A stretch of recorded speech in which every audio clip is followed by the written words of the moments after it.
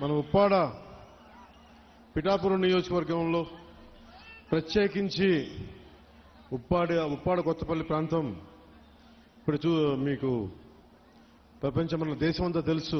ముఖ్యంగా మన రాష్ట్రం అత్యధికంగా మత్స్యకార వృత్తి మీద ఉండే కుటుంబాలు ఎక్కువ. సో నా దృష్టికి గత కొన్ని రోజుల క్రితం, దాదాపు 10 రోజుల క్రితం మత్స్యకార సోదరులందరూ ఇక్కడ 4 రోజులు ధర్నాలు చేశారు. అలాగే పరిశ్రమల కాలుష్యం వల్ల మాకు వేట మత్స్యజాతి అంతరించిపోతా ఉంది అని మీరందరూ చేసింది నాకు చాలా బాధ కలిగించింది. ఎందుకంటే మన జీవనోపాధి మీకు ఇబ్బంది కలుగుతూ ఉంది, ఎలా చేయాలి ఏంటి అనేది వీటి మీద మాట్లాడుతూ వచ్చాం. సో పొద్దున్నే అన్ని పార్టీలకు సంబంధించిన నాయకులతోటి, మత్స్యకార సంఘాల నాయకులతోటి కాకినాడ కలెక్టరేట్లో షణ్మోహన్ గారి అధ్యక్షతన మన పిఠాపురం నాయకులందరూ,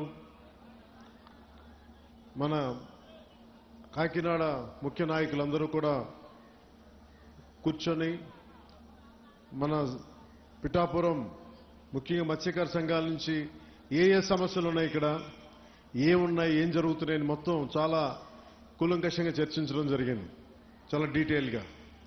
సో ఒకసారి ఏం చేశాం, దాని తాలూకు సారాంశం ఏంటి, మీరు లేవనెత్తిన అంశాలకి మీరు నన్ను అఖండ మెజారిటీతో గెలిపించిన మీ పిఠాపురం ఎమ్మెల్యేగా ఏం చేయాలి ఇవన్నీ ఒకసారి మీకు ముందు పెడతాను. గతంలో నేను చెప్పినట్టుగానే చాలా సందర్భాల్లో ఇక్కడంతా మాట్లాడాం, మీ ఓట్ల గురించి అడిగాం, మీరు మద్దతు ఇచ్చారు, కూటమి ప్రభుత్వం గెలిచింది. సో వీటన్నిటికీ ముందుగా నేను కృతజ్ఞతలు చెప్పుకుంటా ఉన్నాను.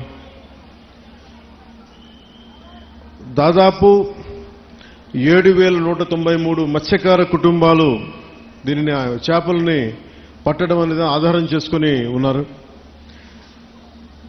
సముద్ర స్వభావాన్ని అంచనా వేసి వేట చేయటం మన మత్స్యకార సోదరుల తాలూకు అపూర్వమైన నైపుణ్యం. అలాంటి మీకు అండగా ఉండటం మా అందరి బాధ్యత. కూటమి ప్రభుత్వం మత్స్యకారుల భరోసా కింద వేట నిషేధ సమయంలో 20,000 భృతిని అందించింది. మీ ప్రతి కష్టంలో నేను ఉన్నాను అని చెప్పడానికే ఈరోజు ఇక్కడ రావడం జరిగింది. యాక్చువల్గా 10వ తారీఖు వస్తానని చెప్పాం, ఒక రోజు ముందుగానే. మధ్యలో ఆరోగ్యం బాగాలేక రాలేకపోయాను, కానీ ఒక రోజు ముందే మీకు ఇచ్చిన డేట్ కంటే కూడా ముందే వచ్చాం. అలాగే మీరు సముద్ర గర్భం నుంచి తీసుకొచ్చే మత్స్య సంపద వేలాది కుటుంబాలకి ఆహార భద్రత, జీవనాధారం అందిస్తుంది. ఈరోజు కాకినాడ జిల్లా కలెక్టరేట్ సమావేశంలో నిర్వహించిన సమావేశంలో మన సమస్యలన్నీ నాకు దృష్టికి తీసుకొచ్చారు. ముఖ్యంగా ఇక్కడ నక్కపల్లి SEZలో కానీ, అటు మనకి తుని మండలంలో, మనకి తుని నియోజకవర్గంలో అక్కడ దివీస్ ఫ్యాక్టరీ కానీ, ఇక్కడ అరవిందో కానీ, మిగతా చిన్న చిన్న పరిశ్రమల నుంచి కాలుష్యాలు వచ్చేస్తున్నాయి, మత్స్య సంపద అంతరించిపోతా ఉంది, మాకు వేట దొరకట్లేదు అంటే ఇదొకటి ముఖ్యమైన సమస్య నాకు ప్రస్తావించాను. 2, ఎక్స్గ్రేషియా సముద్రం వేటకెళ్ళినప్పుడు ప్రాణాలు కోల్పోయిన కాకినాడ జిల్లాకి చెందిన 18 మంది మత్స్యకార సోదర కుటుంబాలకి మా ఎక్స్గ్రేషియా అందలేదని చెప్పారు. వెంటనే ఈ రోజునే నేను స్వయంగా 5 మందికి ఇప్పించాను. మిగతా 13 మందికి, దాదాపు 18 మందికి 5 లక్షల రూపాయల చొప్పున 90 లక్షలు వారికి వెంటనే మంజూరు చేయడం జరిగింది. సో ముందుగా ఈ సమస్యని ఒక మంచి శుభంతో మొదలు పెడదామని. ఒకటి పొల్యూషన్, మన చేపలు మత్స్య సంపద కొంచెం దెబ్బతింటా ఉందని అదొక దృష్టికి పట్టుకొచ్చారు. 2, మన అమీనాబాద్ హార్బర్లో ఈ డిజైన్ లోపం కారణంగా మనకి రాళ్లను తాకి మనకి పడవలు దెబ్బతింటా ఉన్నాయి, వాటికి వలలకి చిక్కుకుపోయి ఇబ్బంది అయిపోతా ఉంది, అదొక 2వ సమస్య చెప్పారు. అలాగే 3వది ఉప్పాడ సీ ప్రొటెక్షన్ వాల్ గురించి మాకు ఇంత జరుగుతూ ఉంది, దీనికి మీరు ఏం చేయబోతున్నారనేది. ఇంకొకటి ఇక్కడ మనకి మత్స్య సంపద దొరకనప్పుడు మేము అంతర్వేదిక కానీ మచిలీపట్నం కానీ మిగతాటి నిజాంపట్నం వైపు వెళ్తా ఉంటే మాకున్న సమస్యలు, అక్కడ స్థానికంగా ఉండే మత్స్యకారుల సంఘాలతో మాకు గొడవలు వస్తున్నాయి. దీని మీద ఏం చేస్తారనేది ముఖ్యంగా ఈ 3 సమస్యల మీద ప్రస్తావించడం జరిగింది. దీంతో పాటు దానికి అనుబంధ సమస్యలు. సో నేను మీ దృష్టికి తీసుకొస్తుంది ముందుగా కింద నుంచి రావాలా,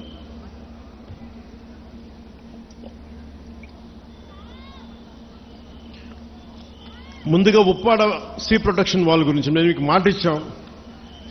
అలాగే మనది ఇంకో గ్రామం పేరు ఏం చెప్పారు, మర్చిపోయారు, కోనపాప, మూలపేట, కోనపాపపేట.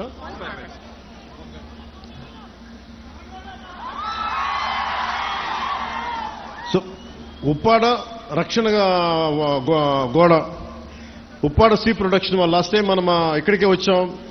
అలాగే మనకి సెంట్రల్ నుంచి కోస్టల్ రెగ్యులేటరీ జోన్ అథారిటీ వాళ్ళని పిలిపించాం. సో పిలిపించినప్పుడు మనం పంపించిన ప్రతిపాదన 323 కోట్లతోటి రక్షణ గోడ నిర్మాణానికి కేంద్ర ప్రభుత్వం సానుకూలంగా ఉంది. అలాగే దీనికి సంబంధించి ఈ నెల 14వ తారీఖున కేంద్ర గృహశాఖ కార్యదర్శి ఆధ్వర్యంలో ఢిల్లీలో ఈ మీటింగ్ జరగబోతా ఉంది. నేను వారికి ఒకటే తెలియజేశాను, దాదాపు ప్రపంచం మన దేశంలోనే చాలా అరుదుగా ఉండే చోట్ల ముఖ్యంగా ఉప్పాడ తీర ప్రాంతం సంవత్సరానికి 20 నుంచి 25 మీటర్ల కోతకు గురవుతా ఉంది, ఉన్న నీళ్లు పోతా ఉన్నాయి. అందుకని సీ ప్రొటెక్షన్ వాళ్ళు చాలా అవసరం అని చెప్పి ప్రత్యేకంగా చెప్పడం వల్ల ఇది మనం